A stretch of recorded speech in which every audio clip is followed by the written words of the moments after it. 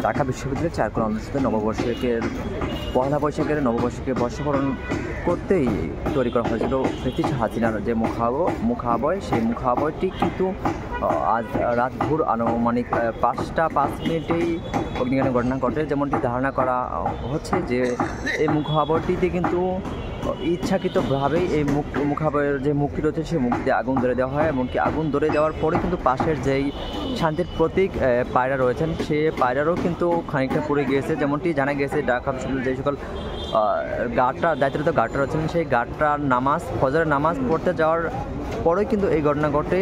আগুন লাগার পরে কিন্তু সেই গার্ডরা আসার পরেই কিন্তু যে আগুন লাগার যে স্থানটি সেই স্থানটিতে পানি দিয়ে নেবানোর চেষ্টা করেন। এমনকি নেবানোর চেষ্টা করা হলেও কিন্তু যে ফ্যাসিস্ট হাসিনার মুখাবয় সেই মুখাবয়টি কিন্তু সম্পূর্ণ পড়ে গিয়েছে। এমনকি পাশের যে শান্তির প্রতীক পায়রা সেই পায়রার মুখাবয়টিও কিন্তু খানিকটা পড়ে গেছে। এমনকি অগ্নিকাণ্ডের এই আগুন লাগার পরে আগুন লাগায় কিন্তু যে জুলাইয়ের একটি ব্যানার রয়েছে সেই জুলাইয়ের ব্যানারের খানিক অংশটা পড়ে গেছে। এমনকি যেই মুখাবয় তৈরির যে ছাউনিটি ছিল সেই ছাউনিটিরও কিন্তু বেশ অংশটি, যে উপরের অংশটি রয়েছে সেই উপরের অংশটি কিন্তু পড়ে গিয়েছে।